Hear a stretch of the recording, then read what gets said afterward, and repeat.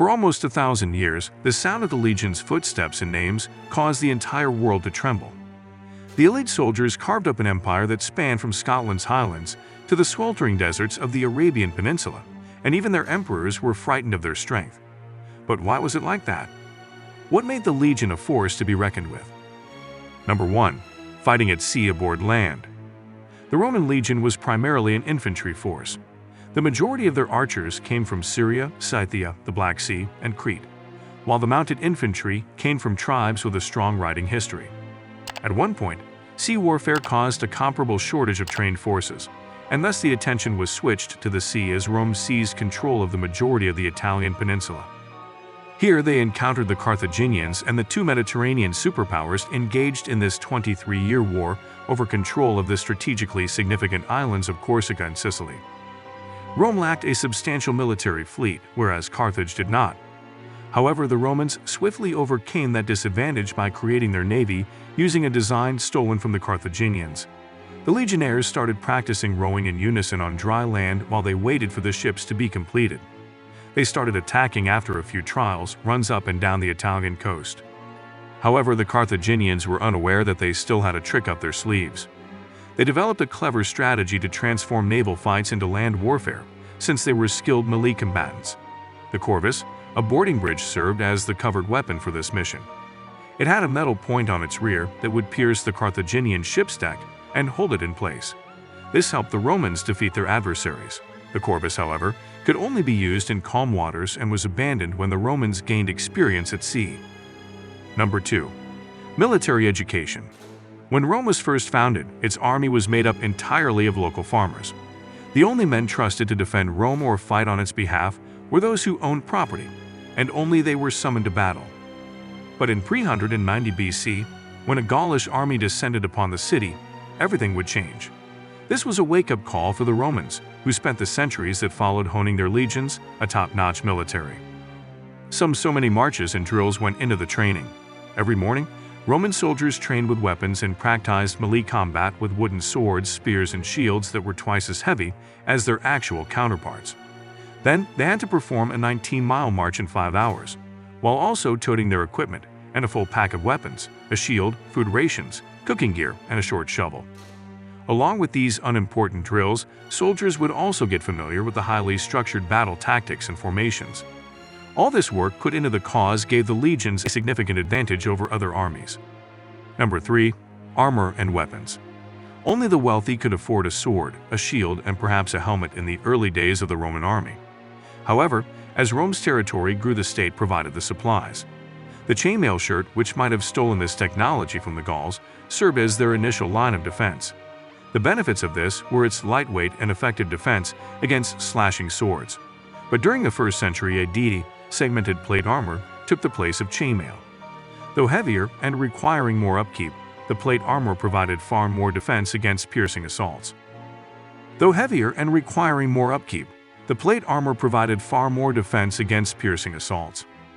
With Etruscan, Greek, and primarily Gallic influences, the Roman helmet was developed and reinvented over the years. Large cheek pieces protected the side of the face, but they did not cover the ears, allowing the troops to hear the centurion's orders. The crests, which were frequently made of horsehair or occasionally feathers, were used to distinguish between the ranks as well as to make the wearer appear larger and more fierce. Further protection comes from the Roman shield. The scutum later changed from being smaller and rounder to being rectangular. It was wrapped in leather and metal, and constructed from wood layers that had been bonded together. Additionally, the shield was curved, providing greater side protection, and its size made it suitable for use as an attacking tool. Number 4. Battle formations and tactics. The nature of the army and its fighting formations was what truly distinguished the Roman legions. 4,800 troops, organized into 10 cohorts of 480, which in turn contained 6 centuries of 80 soldiers, each under the direction of a centurion, made up a legion. This highly organized form provided the army with both rank-level cohesion and extensive battlefield cooperation, and each of the 4,800 troops had a specific responsibility and a grand plan. A typical attack would start at a distance, with rocks and iron bolts being catapulted at the adversaries. The legionnaires would next throw their javelins into the air. It would bend upon impact, preventing the foe from tossing it back. The warriors would then advance as a moving wall of destruction with their swords drawn. The Romans rapidly set up the renowned tortoise or testudo formation in the event of volley fire or when moving toward an adversary fortification. Shields would be interlocked by the men in front and on the sides and lifted above the heads of the soldiers in the center. The wedge was another effective assault strategy. Here the legionnaires form a triangle and charge the enemy while brandishing their swords to sever their lines and divide them. Number 5. Control through fear. The sense of obedience established through terror was another crucial component of the legion's training. Within any Roman legion, severe penalties for even the most minor crimes were not uncommon. Soldiers were frequently stoned to death by their fellow soldiers for displaying cowardice in the face of danger or simply for nodding off at their posts while on sentry duty. The centurions, who always carried vine branches to strike at their legionnaires, dealt with minor crimes. One such centurion, Lucilius, is mentioned by Tacitus in the Annals. Lucilius was given the nickname Cedo Alteram, which roughly translates to "bring me another." When whipping his soldiers, Lucilius was infamous for breaking one vine on their backs after another while yelling for more to be done. Number 6. The Decimation. The decimation, meaning removal of a tenth, was an exceptionally harsh penalty for any legion. The way they went about it was to have the guilty men divided into groups of 10 and to have them draw straws. The other 9 soldiers were to club the soldier who had drawn the short straw to death. All troops were subject to execution regardless of their level of involvement, rank, or distinction. Although it was common in the 5th century BC, and Dionysius of Halicarnassus referred to it as an ancestral retribution, there are only a small number of cases of decimation that have been documented. Decimation was last practiced under the rule of Emperor Diocletian, but with the advent of Christianity, it fully vanished. Number 7. The Praetorian Guard. The Praetorian Guard was the most potent of the Roman legions. The Praetorians frequently controlled the life and death of the emperors themselves. When the Roman Republic was in power, they were created as elite warriors to guard generals. But it wasn't until Augustus became Rome's first emperor, in 27 BC, that the Praetorian Guard made its formal debut. They served as the emperor's bodyguards, emergency responders, secret police, and crowd controllers, and even engaged in combat in the arena to demonstrate their strength. However, as Rome's corruption increased, the Praetorian Guard was frequently in the thick of it all. Even though it was their responsibility to protect the emperor's interests, the Praetorian Guard would simply remove the emperor himself if he didn't align with him. The Praetorians assassinated Commodus, Pertinax, Caracalla, Elagabalus, Gupinus, and Balbinus. In 193 AD, they'd even placed the crown up for auction after slaying Pertinax. Nonetheless, Constantine abolished the Guard after his victory over them at the Battle of Milvian Bridge in 312. Number 8. Belongalicon. The Roman legions, led by Julius Caesar, engaged in several military operations against the Gauls during the Gallic Wars, also known as the Belongalicum. These conflicts, which lasted from 58 BC to 52 BC, concluded in a decisive Roman victory and the Roman Republic's advance throughout all of Gaul.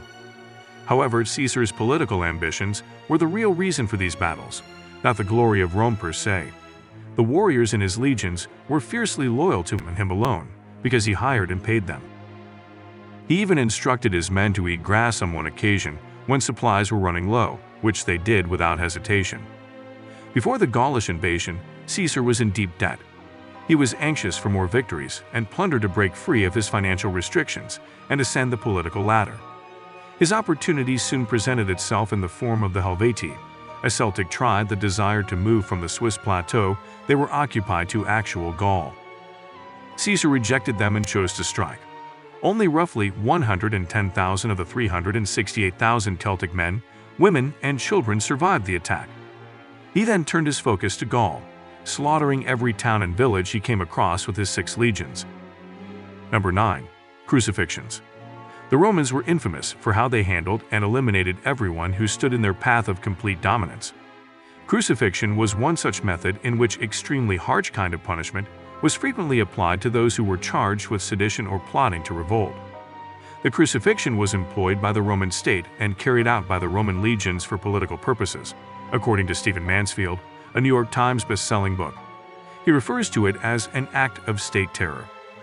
Before being forced to carry their crosses in front of everyone to the location where they would be put to death, The victims were subjected to harsh abuse. To those who were watching, this was done as a message.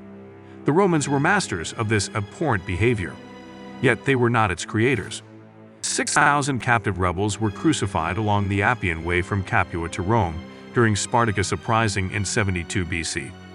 Spartacus and the other rebels were slaves, and since nearly 40% of the population of Rome was made up of slaves, their executions served as a clear warning to the living. Do not stir dissent, or this will be your end too. Number 10. The Empire. Without a question, the numerous legions that fought and died for the Roman Empire were what gave it all of its might. But in the end, it was Rome's soldiers that brought it to an end. Rome had an army of around 130,000 troops, and as it grew beyond the Italian peninsula, more people joined the ranks. Foreigners served as auxiliary soldiers and were given citizenship after 25 years of combat. Additionally, as the army increased, a secret rage did as well. These individuals were not Roman citizens, thus they did not hold Rome and the civilization it brought with it in high regard. In fact, most of them had never even visited the city. Now, many soldiers were more interested in gaining wealth from the war's prizes than in protecting it. Their allegiance was now to the generals they were working for, not the city or the empire, like in the case of Caesar and his legions. The army generals understood that they could become emperors by simply marching into Rome, which they frequently did.